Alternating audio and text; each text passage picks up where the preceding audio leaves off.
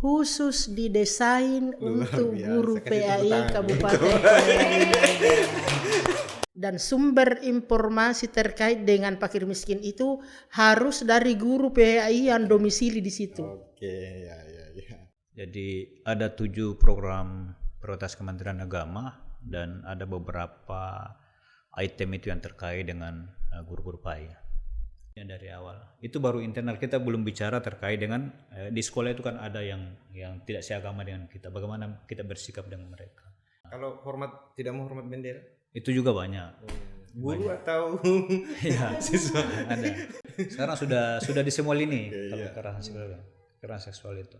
Jadi intinya Jangan sebut pondok pesantren. ya Oh iya, ada juga. Kementerian Agama sekarang mencoba mencari satu kesimpulan bahwa apakah semakin tinggi indeks keberagaman masyarakat membuat dia semakin toleran, atau malah sebaliknya semakin mantap dia beragama semakin intoleran. Kan bisa jadi juga begitu kan. Bisa. Nah, oleh karena itu Tergantung belajar agamanya di mana. ya, itu dia tadi.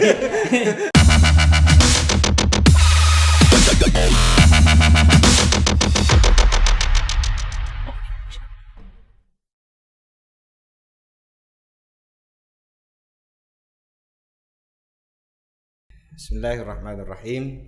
Assalamualaikum warahmatullahi wabarakatuh. Waalaikumsalam warahmatullahi wabarakatuh. Alhamdulillahirabbil alamin. Allahumma shalli ala Muhammad wa ala ali Muhammad. Penonton setia podcast Kemenak Polman dimanapun Anda berada, kembali bersama saya dari Studio Pandrita, Pusat Informasi Layanan Religi Kantor Kementerian Agama Kabupaten Polewali Mandar, bersama dua narasumber yang sangat istimewa yang sudah hadir di studio ini. Pertama, narasumber kita adalah Kepala Seksi Pendidikan Agama Islam Kantor Kementerian Agama Kabupaten Polewali Mandar, Ibu Detranda Haja Ruwaida MSI. Assalamualaikum Bu Kasih. Waalaikumsalam warahmatullahi wabarakatuh. Dan narasumber kedua ini sangat spesial dari Mamuju. Beliau adalah Kepala Bidang Pakis pada Kanwil Kementerian Agama Provinsi Sulawesi Barat, Bapak Addutur Haji Syamsul SAG MPD. Assalamualaikum Pak Kabid. Waalaikumsalam warahmatullahi wabarakatuh. Saya ke Bu Haja Ruwaida dulu ini. Ini sepertinya kenapa ada baju seragam atau janjian seragam ini? Sebetulnya kalau dibilang janjian tidak, tapi saya sudah persiapkan untuk beliau. Kemudian hari ini kita sama-sama pakai. Ya. Jadi ceritanya baju ini itu berawal dari saya baca di grup PAI ada keinginan bikin baju seragam untuk kegiatan KKG MGMP. Terus ada yang menambahkan bahwa saya sudah lihat di Harapan Mandar ada kain. Saya sudah lihat di Pasar Sentral ada kain batik.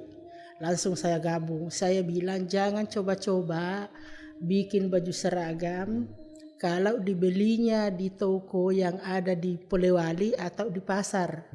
Karena pernah kejadian di Kemenak Kabupaten itu batik seragam belum juga kita pakai sudah dipakai oleh grup. Nah ini yang saya tidak inginkan kalau itu terjadi di grup PAI. Seiring dengan itu pas ada keluarga di Jakarta yang punya pengrajin di Solo, kemudian beliau ahli desain, saya menyampaikan bahwa coba desainkan batik untuk GPAI Polewali Mandar. Jadi bukan kain pasaran, ini khusus spesial dipesan. Khusus didesain untuk biasa. guru Kasih tepuk PAI tangan. Kabupaten Polewali Mandar. Dan kala itu yang pertama saya ingat Pak Kabid harus punya, Kepala Dinas Pendidikan harus punya, Pak Kemenak harus punya. Jadi tadi itu 4 pejabat di atas itu kembar bajunya. Cuman kita di media Kita center siapa kayaknya. ya? Media center belum. Iya. Mudah-mudahan ke depan ada, karena ini pesanan tidak berhenti karena selalu masih banyak yang sudah ada sekarang baru sekitar 300-an lembar, sementara GPISA itu kan kurang lebih 600 orang. Kantor tadi ini kan diramaikan dengan warna batik ini Iya. oleh seluruh teman-teman guru pendidikan agama Islam. Itu tadi acara apa itu? Ya, jadi tadi ini acara memang yang rutin Guru PAI lakukan itu setiap tahunnya ketika ada teman-teman mereka itu yang pensiun. Oke. Itu mereka langsung mengadakan kegiatan silaturahmi dengan para purna bakti. Jadi itu juga yang saya salut di mereka, sejauh itu memikirkan teman-temannya yang sudah lepas tugas, mereka undang untuk bersilaturahmi, dan Pak Kemenak juga selalu terlibat membuatkan piagam penghargaan. Kemudian dari teman-teman Guru PAI sendiri itu memberikan cenderamata sesuai kemampuan mereka. Jadi murni kegiatan ini dilaksanakan itu swadaya Guru PAI. Ada berapa guru pensiun? Yang pensiun tahun ini ada 19 orang. 19 orang. Banyak itu. Ya, luar biasa. Ini menambah daftar kekurangan Guru PAI di Kabupaten Pulau Limandar. Karena beliau juga tidak lama lagi nih Pak. Insya Allah acara Purna Bakti tahun depan saya sudah bergabung di Oke, dalamnya. ada nanti teman-teman di media center sudah mempersiapkan jadi spesial untuk Hari Purna Bakti untuk Bekasi nanti, spesial momen. Amin, Hajar amin, Waidah. insya Allah sampai ke sana, amin. Oke, saya ke Pak Kabit. Apa kabar ini Pak Kabit? Baik, alhamdulillah rabbil alamin. Kita sudah komit kemarin dengan teman-teman di seksi PAI minggu lalu kalau tidak salah. Kita sudah janjian ini untuk podcast bersama Pak Kabit. Pak Kabit Madrasah sudah, Pak Kanwil juga sudah. Jadi ini kepala bidang kedua ini dari Kanwil yang sudah hadir di studio ini. Terima kasih Pak Kabit sudah Sama-sama. hadir. Minggu lalu kita kan sudah janjian ini dengan Pak Munir, dengan teman-teman di PAI untuk menghadirkan Bapak, tetapi ternyata di reschedule ke minggu ini karena konon katanya Pak Kabit di Bandung. Ya, di Bandung. Dalam rangka guru agama juga. Oh ya, bisa diceritakan enggak apa gambaran muatan kegiatan nasional? Di Bandung kemarin dari hari Kamis sampai Sabtu itu kegiatannya itu Rakor PAI se-Indonesia. Jadi seluruh kepala bidang se-Indonesia dipanggil, seluruh kepala seksi se-Indonesia, begitu juga operator siaga berkumpul dalam satu kegiatan namanya Rakor. Kegiatan itu tentu pertama mengidentifikasi masalah-masalah yang terkait dengan apa yang dialami pendidikan agama Islam secara umum, kemudian solusinya dan program-program di 2022 yang akan menjadi program prioritas Kementerian Agama terkait dengan pendidikan agama Islam. Saya ke Ibu Hajar Waidah dulu. Sebelum nanti sebentar Pak Kabit melempar ini ke informasi ke kita tentang isu-isu nasional terkait dengan pendidikan agama Islam khususnya untuk di sekolah umum. Bu Haji, saya terus terang dalam beberapa waktu terakhir ini melihat grafik perkembangan teman-teman di GPAI itu emosionalnya begitu sangat menyatu, bukan hanya karena pakai batik baru ya, baik itu digerakkan Akpai Peduli yang secara sosial. Apa sih resepnya itu sehingga Bekasi ini yang sudah berapa tahun di PAI? 2 tahun. 2 tahun ya. Apa sih resepnya, coba kasih bocoran dulu sehingga teman-teman ini saya lihat emosionalnya ini nyatu gitu. Ya, jadi terus terang kalau resep di saya itu tidak ada. Cuma saya melihat guru-guru PAI kita ini memang pada dasarnya mereka itu kompak. Ya, jadi sangat mudah kita masuk untuk memberikan motivasi, kemudian inovasi untuk berbuat. Terkait dengan Akpai Peduli, saya ingat persis itu 1 minggu saya duduk di seksi PAI, saya mau kenal mereka. Jadi saya perintahkan pejabat pelaksana itu undang semua guru PAI, paling tidak perwakilan kalau memang tidak bisa semua, untuk saya mau tatap muka, kemudian mendengarkan unek-unek mereka, dan seterusnya saya yang mau memberi motivasi.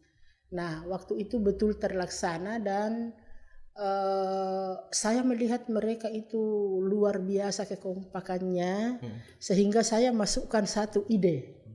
Saya sampaikan bahwa kalian ini adalah guru agama. Yang saya mau lihat adalah gerakan-gerakan yang positif, yang lain daripada yang lain, yang dilakukan oleh guru-guru madrasah. Karena Anda adalah guru agama, maka saya berharap ada kegiatan sosial kemasyarakatan yang kelihatan. Ya. Sehingga mereka waktu itu menyampaikan ke saya bahwa terserah inovasi ibu kasih apa yang bisa kita lakukan. Nah, saya menawarkanlah bahwa kalian ini kan sudah kurang lebih 300 orang yang sertifikasi. Saya kira dari rezeki yang Anda dapatkan itu mungkin kita bisa berbagi, karena harus dipahami bahwa di apa yang kita miliki itu ada hak orang lain. Ya, itu mungkin saya juga tidak mau menuntut besarnya, tetapi apa yang insya Allah kita lakukan ini rutin, ya.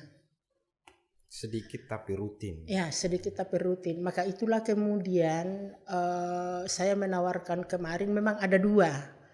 Coba biasakan ini di kegiatan Hari Raya Idul Adha. Iya, dan itu terbukti. Kita berkurban. Tunggal apapun caranya. Lalu. Iya. Berikut ini tidak dipungkiri bahwa di tengah-tengah masyarakat itu masih ada orang-orang yang kurang mampu, ada orang-orang yang kena musibah. Coba kita rancang bagaimana caranya kemudian kita bisa melibatkan diri untuk membantu memberikan keringanan dari apa yang mereka rasakan. Maka mereka mengusul ke saya, bagaimana Bu kalau kita bayar iuran setiap bulan? Saya bilang apapun caranya. Iya. Saya hanya kasih gambaran kegiatan yang boleh kita lakukan. Silahkan diurus, disepakati dengan teman-temannya. Yang saya mau tahu bahwa bulan depan sudah jalan. Nah, maka mereka sendiri yang menyepakati bahwa setiap sertifikasi itu setiap bulan ada sekian. Mulai dari 20.000 kemarin, itu setiap bulan 20.000. Jadi karena mereka ini kan menerima tunjangan setiap 3 bulan. Nah, maka itu dikali 2, itulah yang pada saat pencairan sertifikasi mereka sudah bentuk panitia, ada bendahara, itu dikumpul. Kemudian dari situ kelihatan total sekian. Kalau misalnya dibagi-bagi, diadakan sembako, kemudian dibawa kepada fakir miskin, itu bisa ditarget sekian kakak misalnya. Dalam satu kali pendistribusian. Dalam satu kali pendistribusian. Jadi kembali saya masuki persoalan ini bahwa untuk keadilan itu harus digilir setiap kecamatan. Dan sumber informasi terkait dengan fakir miskin itu harus dari guru PAI yang domisili di situ. Oke, ya. Ya, sehingga guru PAI ini merasa terlibat dengan itu, dan itu juga bisa menjadi motivasi karena tersentuh di wilayahnya. Siap. Jadi seperti itu. Sepertinya Bekasi total ini jelang purna bakti ini. Insya Allah.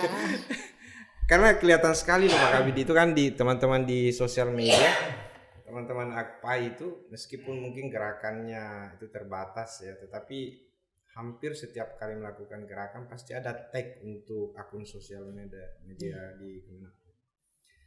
Saya ke Pak Kabid ini kasih informasi dan update ini terkini tentang isu-isu guru pendidikan agama Islam kita di SUS untuk di sekolah sekolah umum ini. Silakan. Ya, yang pertama seluruh program Kementerian Agama termasuk guru-guru agama tentu tidak bisa lepas dari program prioritas Menteri Agama. Jadi sekarang bagaimana kita membreakdown program prioritas itu ke dalam tusi kita masing-masing termasuk PAI. Jadi ada 7 program prioritas Kementerian Agama dan ada beberapa item itu yang terkait dengan guru-guru PAI. Yang pertama tentu terkait dengan penguatan moderasi beragama. Dan ini kita breakdown terkait dengan bagaimana menyasar guru-guru agama untuk kita libatkan dalam program penguatan moderasi beragama. Yang kedua, transformasi digital. Transformasi digital ini tentu terkait dengan seluruh layanan Kementerian Agama itu harus ada upaya peningkatan dalam rangka mendesain layanan-layanan kita sudah mulai mengarah ke pemanfaatan digitalisasi, ya termasuk guru-guru agama seperti apa. Kemudian yang ketiga tentu terkait dengan indeks keberagamaan. Dan ini juga tentu kita berharap keterlibatan guru-guru agama untuk mensupport program prioritas ini. Bagaimana guru-guru agama punya sesuatu yang terkait dengan bagaimana mendongkrak indeks keberagaman masyarakat di sekitar di mana sekolah itu berada. 3 program prioritas inilah yang saya kira menjadi patron kita dalam membuat kegiatan-kegiatan termasuk di pendidikan agama pada sekolah. Di samping itu tentu ada program-program yang sifatnya rutin yang masuk dalam kategori program mandatori seperti penyelenggaraan sertifikasi guru, PPG, kemudian aspek-aspek yang terkait dengan peningkatan kapasitas guru-guru, kemudian terkait dengan update kompetensi guru-guru yang sesuai dengan penjenjangannya. Jadi hal-hal inilah yang tentu kita ramu dalam berbagai bentuk kegiatan yang kita breakdown dari seluruh program-program, baik itu program prioritas maupun program yang masuk dalam kategori mandatori. Karena dua-duanya tidak bisa lepas. Nanti setelah itu masih ada anggaran kita, tentu kita akan cek mana kebutuhan-kebutuhan yang termasuk kebutuhan lokal kita. Termasuk di dalamnya bagaimana memberdayakan organisasi-organisasi yang terkait dengan pendidikan agama Islam seperti MGMP, KKG, termasuk AKPAI yang seperti kita lihat tadi. Saya kira. Iya, tadi sempat Pak Kabid ini menyampaikan tentang program moderasi beragama yang saya kira ini menyasar semua lini, termasuk di dalamnya ternyata juga masuk dalam lingkup pendidikan. Saya masih ingat terus itu dan itu terus menghantui pikiran saya ketika beberapa kali acara webinar misalnya Menteri Pendidikan kita Nadiem Makarim itu kan menyebut, dan itu masuk di banyak di website media nasional tentang 3 dosa pendidikan Indonesia.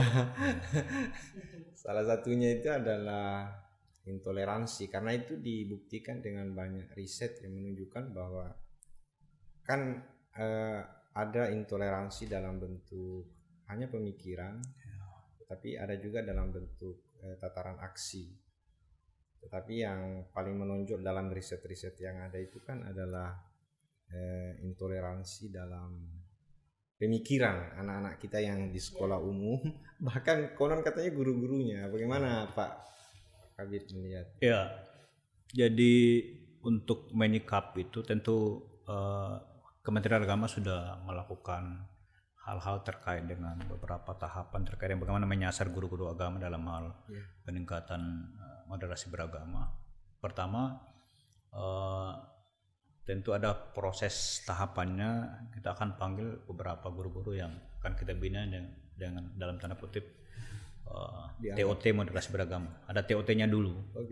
Jadi ini akan menjadi fasilitator di antara mereka yang akan kita include-kan dalam setiap kegiatan PAI. Itu diinkludkan materi-materi terkait dengan moderasi beragama. Jadi bukan hanya penyuluh ternyata ya. Bukan. Ya kita bahkan kalau kita bicara sedini mungkin harusnya yang pertama dapat ini guru agama. Ya. Karena guru agama kan mulai dari TK sudah ada guru agamanya. Betul. SD, SMP. Jadi kalau sedini mungkin sikap-sikap toleran sudah diletakkan pada diri anak kita, saya kira untuk tahap perkembangan berikutnya akan lebih mudah untuk kita dorong untuk bagaimana bersikap toleran. Tapi kalau dari awal memang sudah dihadapkan pada situasi yang intoleran, itu akan terbentuk di dalam dirinya dan pada saat tertentu akan muncul sikap intoleran di dalam dirinya. Jadi inilah yang disikapi dengan begitu kita harapkan semua jenjang guru-guru agama itu mereka harus paham bagaimana mentransfer sikap moderasi itu sedini mungkin pada diri anak. Sikap yang paling sering muncul itu dalam pembacaan saya di riset-riset itu, misalnya kan anak-anak didik kita misalnya tidak menghormat sama bendera, bahkan sampai pada tataran tingkat ingin merubah ingin menerapkan syariat Islam di tengah kita hidup di negara kesatuan Republik Indonesia. Gimana itu? Ya, jadi sikap intoleran itu kan banyak faktanya, banyak bentuknya ya, salah satu yang Bapak sampaikan tadi. Oleh karena itu di dalam item unsur-unsur terkait dengan bagaimana pendidikan moderasi sesuai dengan jenjang dan perkembangan psikologi anak itu memang sudah didesain dalam bentuk buku dan insya Allah dalam waktu dekat itu akan diterbitkan bukunya. Nanti akan ada bukunya bagaimana mendesain sedini mungkin ketika kita menghadapi anak yang jenjangnya TK, gini caranya. Kalau jenjangnya SD, begini caranya. Kalau jenjangnya SMP, ini yang kita lakukan untuk membangun sikap toleransi itu. Karena dari sikap intoleran dari awal itu bisa merujuk pada aspek-aspek yang terkait dengan mungkin ada aksen. Nah, mulai dari cara berpikir, kemudian mungkin sikap, dan yang kita khawatirkan sudah sampai pada aspek-aspek aksen kan. Ya, bahkan sampai pada aspek yang dalam tanda kutip kadang-kadang sampai di rumahnya sudah mengkafirkan orang tuanya. Itu kan banyak terjadi di beberapa sekolah ya. Pak, ternyata tidak menurut guru saya tidak boleh begini katanya. Saya diajar tidak boleh begini. Ya, padahal itu kan hanya satu pendapat, dan ini sedini mungkin harusnya penanaman sikap-sikap seperti ini harus dimulai dari awal. Ya, sekalipun intinya akidah itu memang harus lurus dari awal kan, tapi aspek-aspek yang terkait dengan perbedaan pendapat memang sudah harus dibina dari awal. Itu baru internal, kita belum bicara terkait dengan di sekolah itu kan ada yang tidak seagama dengan kita, bagaimana kita bersikap dengan mereka. Karena ini juga banyak ketika di dalam satu ruangan itu ada dua orang yang tidak seagama dengan mereka, itu mereka dibully, mereka dianggap apalah begitu. Ini sikap-sikap seperti itu memang harus dari awal ditanamkan pada diri, dan itu memang guru agamanya harus punya kompetensi untuk bisa menyampaikan itu. Ya, karena kalau salah menyampaikan bisa jadi ya hasilnya juga akan salah. Tapi riak-riak ini dari Paku sampai Suremane ini kan wilayah Bapak satu provinsi. Ada enggak riak-riak yang kita anggap sekolah ini anak-anak gurunya memang sampai hari ini ada enggak yang terindikasi intoleran sampai pada radikalisme? Guru-guru maupun siswa ada enggak? Sulbar. Kalau sampai pada aksen belum. Indikasi juga masih kita buat mappingnya pelajari, tentu terkait dengan karena ya kalau dalam pemahaman kita kalau berbeda itu kan biasa kan. Tapi yang penting yang salah itu ketika menyalahkan orang yang tidak sependapat dengan kita. Nah, itu yang kita jaga, kita pelihara dari awal. Kalau di lapangan sih ya sudah banyak laporan dari masyarakat terkait dengan sikap anak-anaknya ketika sampai dulu menyalahkan orang tuanya. Kalau tidak menghormat bendera? Itu juga banyak. Guru banyak. Atau ya, siswa ada guru juga ada. Ya, jadi memang kita harus cermat menghadapi ini, ya, terutama terkait dengan itu ketika anak-anak sudah tidak boleh hormat ke bendera, melihat orang yang tidak sependapat dengan dia sebagai najis misalnya, tidak boleh apal, pokoknya serba salah, bahkan sampai mengkafirkan, kan itu sudah hal-hal yang sudah sampai pada aspek-aspek yang sebentar lagi bisa menjadi action yang saya kira sangat negatif untuk terlanjur ini Pak Kabit, biarlah dilanjut. Iya. Satu, dosa pendidikan Indonesia di antara 3 yang pertama tadi kan adalah intoleransi, kemudian yang kedua adalah kekerasan seksual, dan yang ketiga adalah bullying. Iya. Itu tadi sempat Kabit perundungan ya. Iya. Perundungan. Coba di anu juga sedikit itu 2. Semuanya tiga-tiganya. Ya. Kan sudah tadi 1, sisa 2 lagi.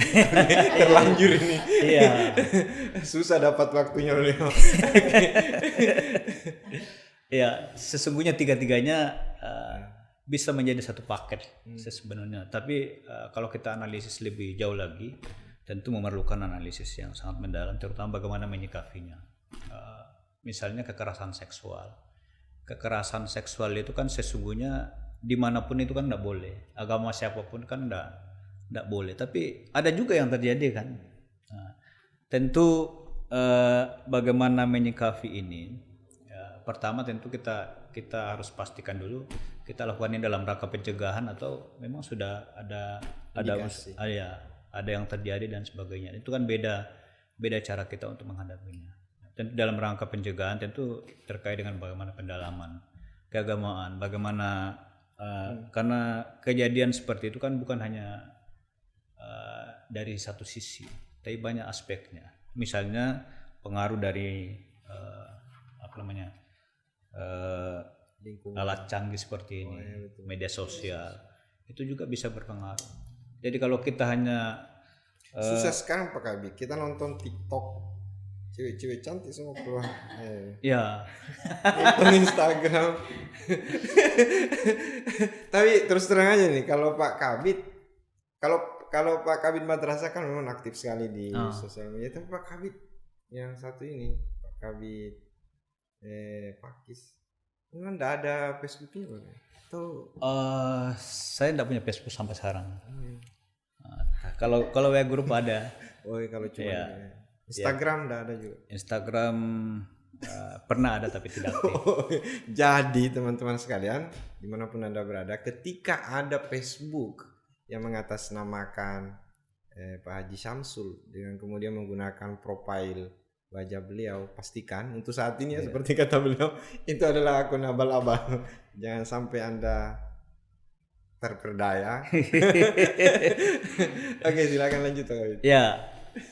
Jadi sampai sekarang saya tidak punya Facebook, Instagram pernah ada, tapi tentu dengan beberapa pertimbangan. Saya juga terkadang terpanggil untuk melakukan sesuatu terkait dengan itu. Ya, tapi mungkin ya next time lah saya akan buka. Terutama kita juga butuh medsos untuk mensosialisasikan itu program. Ya, jadi saya lanjutkan yang tadi. Oke, silakan. Iya. Ya. Kemudian kita lanjut terkait dengan kekerasan seksual. Kekerasan seksual ini kan kalau kita bicara tempat dan level itu kan banyak tempat dan levelnya bisa terjadi. Bisa terjadi terkait dengan kekerasan seksual terhadap anak. Bisa juga kekerasan seksual dalam bentuk-bentuk lain. Itu semua itu judulnya semua kekerasan seksual. Dan untuk mengantisipasi dan menyelesaikan itu kan butuh cara yang berbeda juga. Ya, untuk anak tentu ada step-stepnya ketika hal-hal yang terkait dengan kekerasan seksual antara yang lain itu juga lain caranya. Guru dengan siswa. Ya, guru dengan siswa. Mahasiswa dengan. Ya. Sekarang sudah di semua lini kalau kekerasan seksual itu. Jadi intinya jangan sebut pondok pesantren. Iya. Oh iya ada juga. Makanya sekarang pemerintah mendorong undang-undang tentang kekerasan seksual itu segera disahkan. Tentu dalam rangka itu. Ya sekalipun masih ada pro kontra, tapi ya tentu kita melihat dari sisi positifnya, terutama bagaimana mencoba melakukan sesuatu terutama untuk mencegah hal-hal yang terkait dengan kekerasan seksual ini. Karena kekerasan seksual memang sudah sesuatu yang kalau kita buka berita kriminal setiap hari ada beritanya. Ya, dan itu bukan hanya menyasar di sekolah, bahkan di semua lembaga, kantor-kantor semuanya ada terkait dengan itu. Ya paling volumenya yang berbeda, ada yang sekedar ada sekedar colek-colek. Iya. Sampai pada betul-betul kekerasan. Iya. Yang jelas bahasanya ya pelecehan. Itu kekerasan seksual. Oleh karena itu tugas kita sekarang, terutama guru agama, bagaimana menanamkan hal-hal yang terkait dengan perbaikan sikap beragama. Karena kita harus pastikan bahwa semakin tinggi indeks keberagamaan seseorang, baik itu secara individu maupun masyarakat, harusnya itu berbanding lurus dengan semakin rendah tingkat kriminal yang terjadi di sekitar itu. Jadi kalau dalam suatu masyarakat itu orang semua beragama bagus, maka secara teori otomatis hal-hal yang terkait dengan kriminalitas itu akan berkurang terjadi kan. Jangan sampai terbalik. Jangan sampai terbalik. Ini juga tadi terkait dengan moderasi beragama juga kan itu. Iya, okay. Kementerian Agama sekarang mencoba mencari satu kesimpulan bahwa apakah semakin tinggi indeks keberagamaan masyarakat membuat dia semakin toleran, atau malah sebaliknya, semakin mantap dia beragama semakin intoleran. Kan bisa jadi juga begitu kan. Bisa. Oleh karena itu tergantung belajar agamanya di mana. Itu dia tadi. Itu maksud saya. Okay. Jadi korelasinya memang harus kita kaji dulu. Ya, dan tentu terkait dengan doktrin-doktrin yang saya kira itulah yang kita akan bedah hari ini. Kita harus selamatkan guru-guru agama kita dari aspek-aspek yang terkait dengan itu. Ya, sekarang mengajar agama kan bukan hanya sekedar bisa mengajar ngaji kan. Ya, ada sesuatu transfer knowledge, transfer sikap yang saya kira lebih dari sekedar mengajar ngaji. Ya. Karena kalau sekedar mengajar ngaji boleh jadi hafal Al-Quran, tapi malah hal-hal yang terkait dengan sikap-sikap intoleransi atau yang lain-lain bisa muncul dari situ. Oke, terakhir ini terakhir saya minta closing statement dari masing-masing narasumber. Singkat, padat, jelas. Saya mulai dari Ibu Kepala Seksi PAI dulu. Singkat, padat, jelas. Apa pesannya? Sambil lihat kamera, Bu. Kamera ini. Ya, jadi terkait dengan apa yang kita bahas tadi, selalu kepada guru-guru PAI itu saya mengajak bahwa bagaimana sikap kita itu mencerminkan moral yang bagus, akhlak yang bagus kepada peserta didik. Terkait dengan intoleran tadi ini saya ingat waktu saya ke Palaman itu ada guru saya yang tidak menghormat bendera, mengharamkan. Tapi cara saya menghadapi itu lain, karena itu tadi seperti yang dikatakan bahwa tidak boleh kita menegur keyakinan orang. Ya, jadi pada hari Senin itu yang bersangkutan itu saya suruh piket pinggir jalan. Kan tidak mau. Dia harus piket menunggu anak-anak yang terlambat. Atasi itu anak-anak yang terlambat supaya dia tidak kelihatan di lapangan tidak hormat bendera. Jadi insya Allah lah guru-guru PAI kita ini sampai hari ini tidak ada yang aneh-aneh. Semua melaksanakan tugas dengan benar. Selalu saya mengatakan kalau ada sesuatu yang kita dapatkan di sekolah terkait dengan anak-anak, apakah dalam hal pemahaman agamanya yang lain dengan pendapat guru-guru PAI itu mohon disampaikan. Tapi alhamdulillah sampai hari ini belum ada. Jadi mudah-mudahan ke depan. Kekerasan seksual yang enggak ada ya di Pol. Ya, alhamdulillah Pak tidak ada. Kalau bully-bully nggak biasa lah. Ya,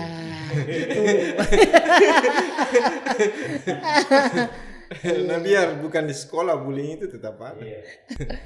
Oke, terakhir untuk Pak Kabid juga saya minta closing statement. Sekarang ini setiap hari kita disuguhi dengan berita-berita yang hampir sekian persen itu meresahkan ya. Jadi masyarakat ini setiap saat disuguhi dengan fakta-fakta terkait dengan kriminalisasi, kriminal, aspek-aspek sikap negatif yang lain yang dalam tanda kutip semuanya akan berujung pada aspek keresahan masyarakat. Dengan demikian untuk menyikapi itu harapan masyarakat terhadap guru agama ini luar biasa. Dan kalau hanya ditanggapi dengan biasa-biasa itu tidak akan bisa terpenuhi. Ekspektasi masyarakat terhadap guru agama ini hari ini itu lebih dari sekedar mengajar, lebih dari sekedar transfer knowledge, tapi bagaimana betul-betul pembentukan sikap yang bisa memenuhi harapan masyarakat itu luar biasa. Dan kalau itu hanya disikapi dengan biasa-biasa saja, itu tidak akan bisa terpenuhi. Oleh karena itu, saya berharap kepada seluruh guru agama untuk melakukan sesuatu lebih dari sekadar biasa, tapi melakukan action itu harus luar biasa, harus di atas rata-rata supaya bisa menghasilkan sesuatu juga lebih dari sekadar biasa. Hanya dengan begitu kita bisa mengakselerasi, mengakomodasi seluruh harapan masyarakat kita, terutama yang menitipkan anaknya ke sekolah untuk kita bina. Ya, saya kira dengan demikian ke depan ini guru agama semakin menjadi harapan besar, semakin menjadi sesuatu yang punya andil besar untuk bangsa dan negara, terutama untuk agama, dan semakin menjadi sesuatu banget. Dan ketika guru agama tidak ada, itu ya masyarakat akan stres begitu. Ya. Saya kira itu penutup dari saya, dan mudah-mudahan bisa kita lakukan dengan program-program untuk mendorong itu semua terjadi. Terima kasih. Terima kasih Pak Kabid. Terima kasih Bu Kasih sudah hadir berbagi cerita dan ilmu di studio Pandrita. Semoga Ibu Kasih dan Pak Kabid sehat selalu. Amin. Bersama dengan keluarga panjang umur, karirnya makin sukses. Amin. Amin. Sahabat-sahabat Kemanapun dimanapun Anda berada, inilah akhir dari perbincangan saya dengan dua orang hebat ini yang sudah hadir di studio ini. Sekali lagi saya mengingatkan, jangan lupa bahagia.